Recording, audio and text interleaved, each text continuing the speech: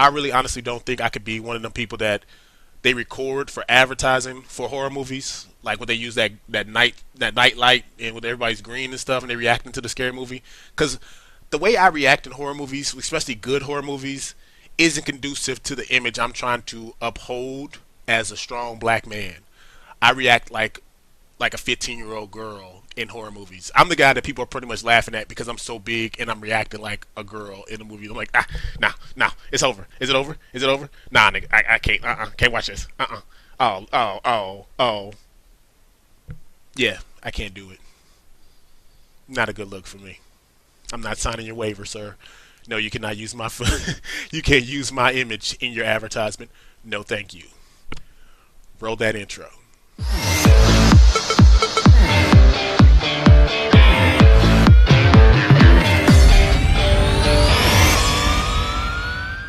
Welcome to Trill Theater with your host, B-Shack, aka Damn. Today, we're talking Annabelle creation.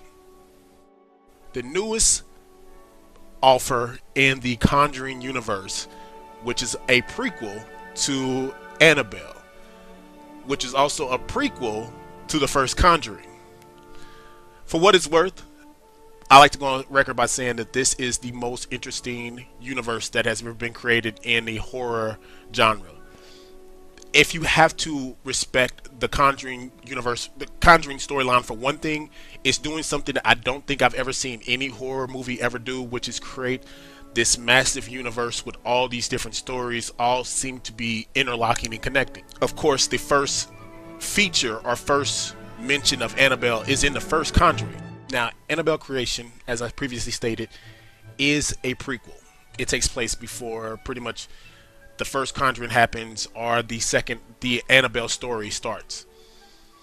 And it's essentially just this story of how this doll created, how this entity came to be born. Now, there is flaws in the story because I feel like after I rewatched before I went to go see Annabelle creation. I watched the storyline again. I watched the first Conjuring. I watched Annabelle. And the whole idea that, without giving away any spoilers, there are a few things that don't overlap right. But again, I don't think that it's something noticeable unless you go back and watch it again after you watch or exactly before you watch. Once you watch Annabelle, you'll see certain things that you're like, wait, how did that happen with that? Because if that's true, then how did that happen? Wait. But for all intents and purposes, it's a great story.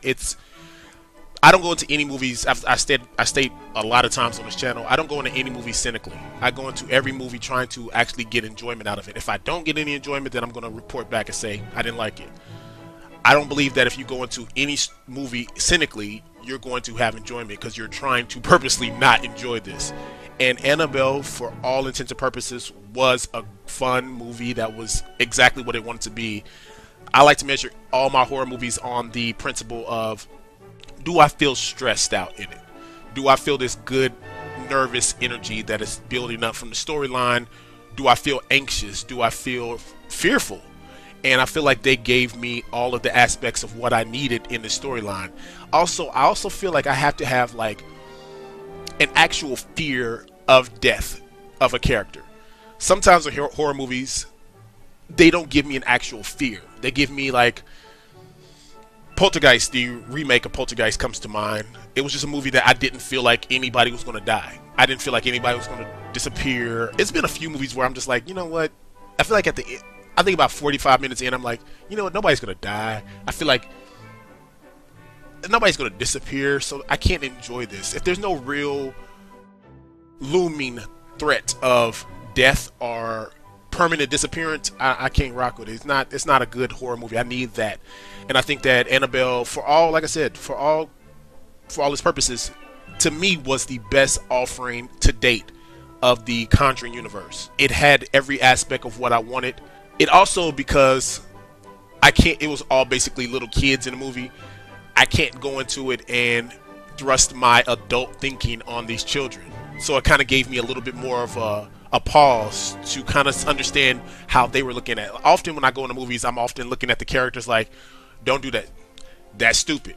Why would you do that? Because they're adults.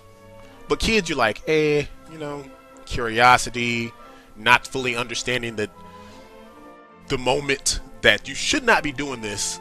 This is dumb. So I kind of like gave it pause. I didn't never once judge these kids in the same standard that I judge an adult. Like, why are you doing that? That's dumb. But so that was more of an enjoyment thing. Also, it was very fun. So I will say this: it was interesting seeing the little girl, because I didn't see it in a trailer. The little girl that was in the Ouija remake, well, the Ouija prequel.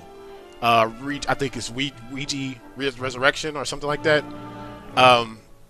Whatever the Ouija prequel was, she was also in this, and she was great in the Ouija. I think the Ouija prequel was better than the original Ouija, and that was a great story. It was scary. She did a great job in this like possessed story of Ouija, and she was great in this. Like, she was like creepy in a way, but still she seemed like she was the smarter character as a protagonist. I feel like she was one of the main protagonists. I will also say there is a nod to the overall, beside Annabelle, of course, being the nod to the universe itself.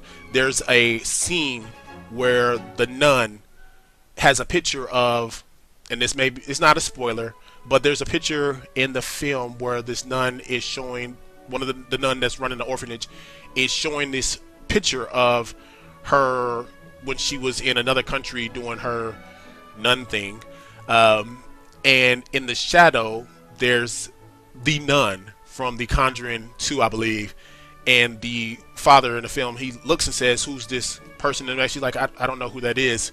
And I was like, in my head blew. I was like, again, I don't think there's any horror. You might be able to say M. Night Shyamalan is creating somewhat of a universe around, because at the end of Split, of course, but I don't think it's been as conducive as what the Conjuring universe is. The Conjuring universe connects on pretty much every level.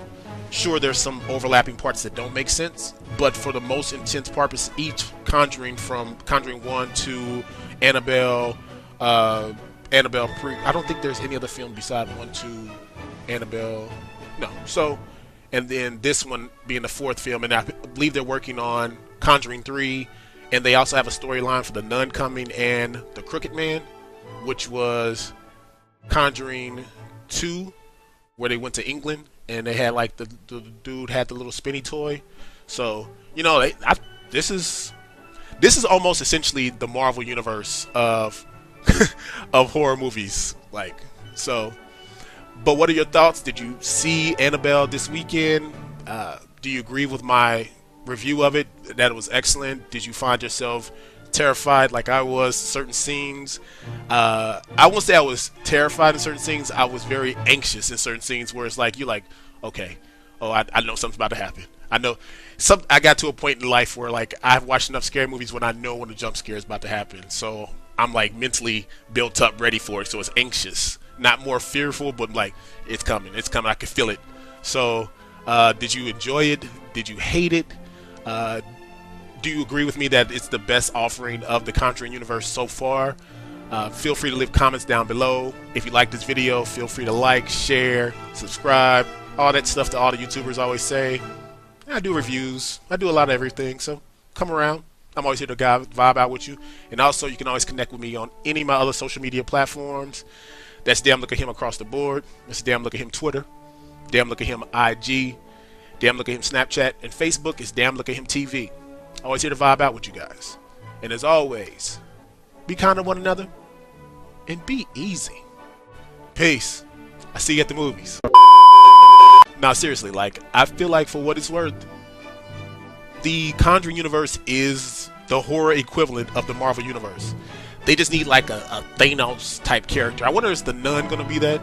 I don't feel like they need something bigger. They never really delve on this other real demonic character that you see in the shadows of Annabelle. So maybe that's the Thanos character. But they need a Thanos character that just brings it all together at the end for like this one last Infinity Gauntlet type war. So yeah, I'm in it. Hey, Conjuring. Hey, if y'all want to get at me, we can hash out some things. I got some ideas I can put y'all on. Look, I keep telling Hollywood, holler at me. I'm here. I got the ideas. Horror movies, I can do it. Action movies, I can do it. Get at me.